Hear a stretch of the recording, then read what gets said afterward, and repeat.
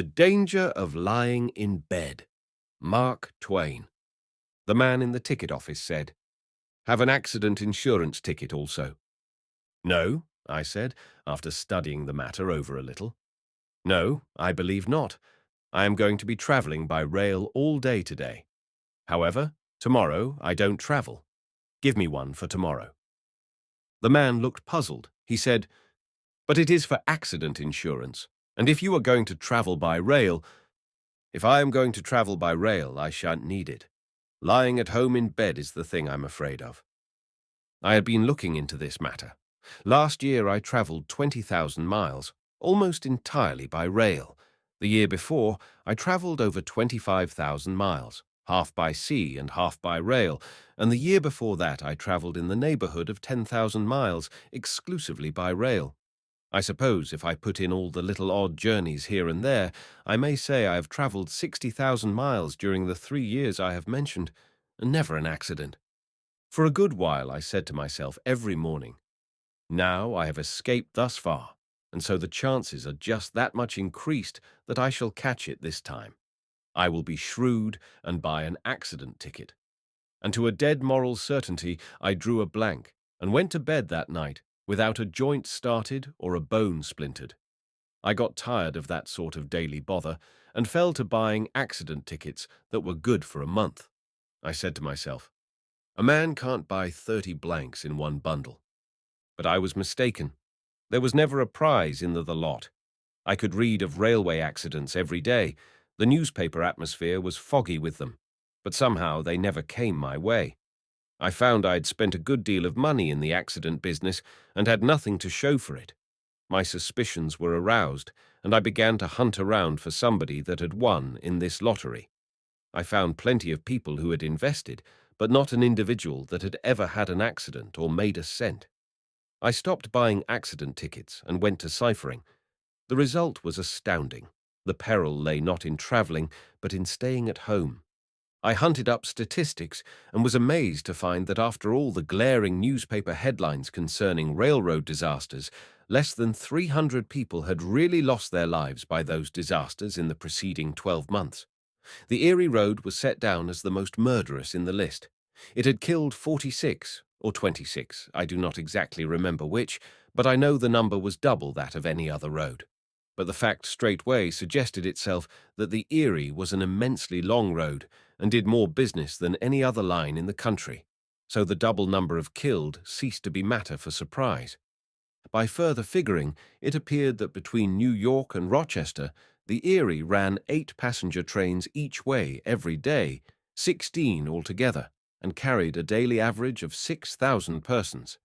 That is about 1 million in 6 months, the population of New York City. Well, the Erie kills from 13 to 23 persons of its 1 million in 6 months, and in the same time 13,000 of New York's 1 million die in their beds. My flesh crept, my hair stood on end. "This is appalling," I said. "The danger isn't in travelling by rail, but in trusting to those deadly beds. I will never sleep in a bed again." I had figured on considerably less than 1/2 the length of the Erie Road. It was plain that the entire road must transport at least 11 or 12,000 people every day. There are many short roads running out of Boston that do fully half as much, a great many such roads. There are many roads scattered about the Union that do a prodigious passenger business.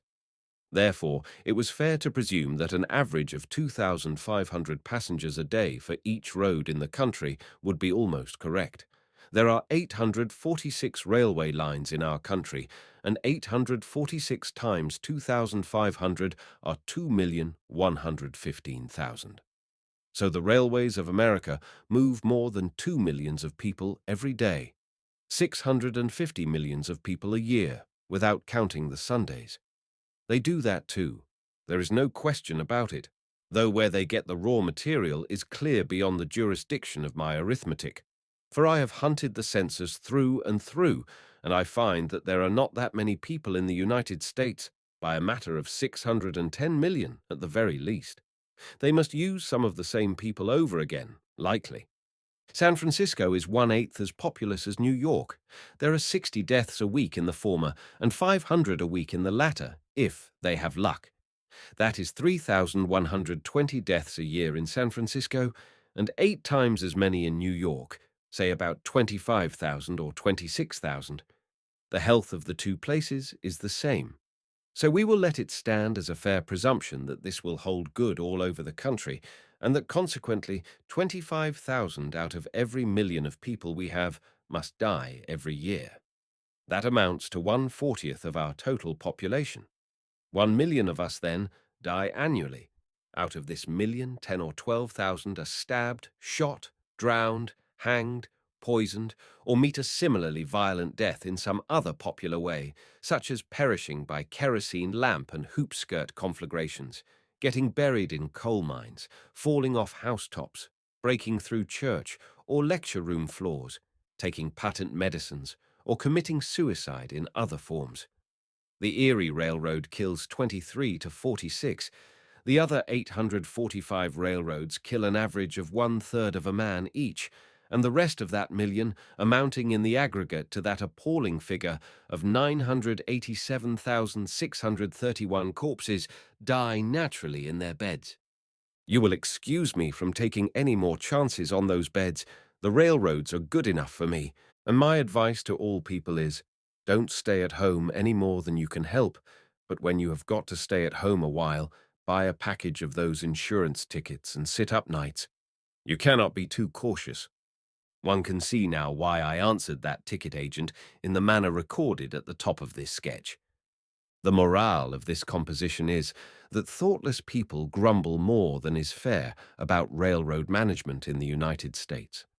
When we consider that every day and night of the year, full 14,000 railway trains of various kinds, freighted with life and armed with death, go thundering over the land, the marvel is not that they kill 300 human beings in a 12-month, but that they do not kill 300 times 300.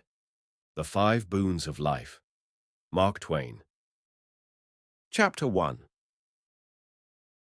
In the morning of life came a good fairy with her basket and said, "Here are gifts. Take one, leave the others, and be wary. Choose wisely. Oh, choose wisely, for only one of them is valuable." The gifts were 5: fame, love, riches, pleasure, death. The youth said eagerly, "There is no need to consider," and he chose pleasure. He went out into the world and sought out the pleasures that youth delights in. But each in its turn was short-lived and disappointing, vain and empty, and each, departing, mocked him. In the end, he said, "These years I have wasted. If I could but choose again, I would choose wisely." Chapter 2. The fairy appeared and said, "4 of the gifts remain. Choose once more.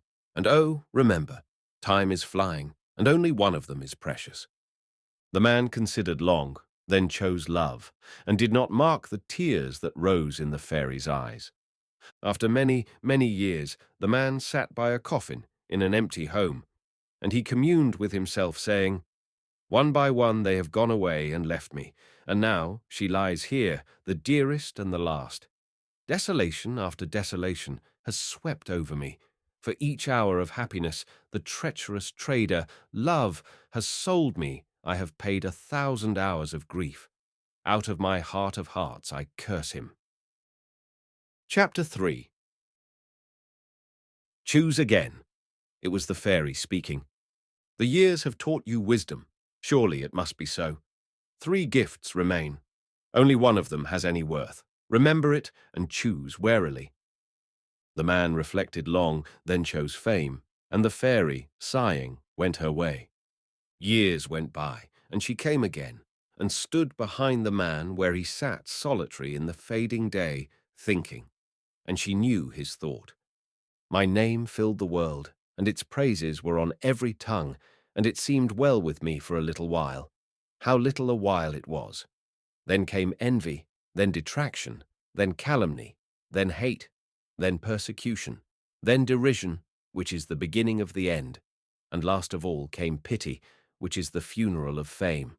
Oh, the bitterness and misery of renown, target for mud in its prime, for contempt and compassion in its decay. Chapter 4. Chose yet again. It was the fairy's voice. 2 gifts remain, and do not despair. In the beginning there was but one that was precious, and it is still here. Wealth, which is power. How blind I was, said the man. Now, at last, life will be worth the living. I will spend, squander, dazzle. These mockers and despisers will crawl in the dirt before me, and I will feed my hungry heart with their envy. I will have all luxuries, all joys, all enchantments of the spirit, all contentments of the body that man holds dear. I will buy, buy, buy. Deference, respect, esteem, worship. Every pinchbeck grace of life the market of a trivial world can furnish forth. I have lost much time and chosen badly heretofore, but let that pass. I was ignorant then, and could but take for best what seemed so.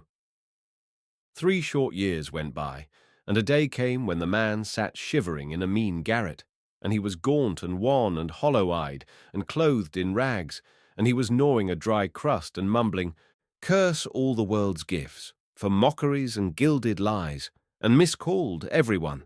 They are not gifts, but merely lendings. Pleasure, love, fame, riches. They are but temporary disguises for lasting realities. Pain, grief, shame, poverty.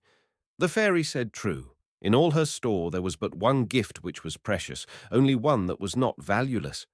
How poor and cheap and mean I know those others now to be, compared with that inestimable one, that dear and sweet and kindly one, that steeps in dreamless and enduring sleep the pains that persecute the body, and the shames and griefs that eat the mind and heart. Bring it. I am weary. I would rest. Chapter 5. The fairy came, bringing again 4 of the gifts, but death was wanting. She said, I gave it to a mother's pet, a little child. It was ignorant, but trusted me, asking me to choose for it. You did not ask me to choose. Oh, miserable me! What is left for me? What not even you have deserved, the wanton insult of old age.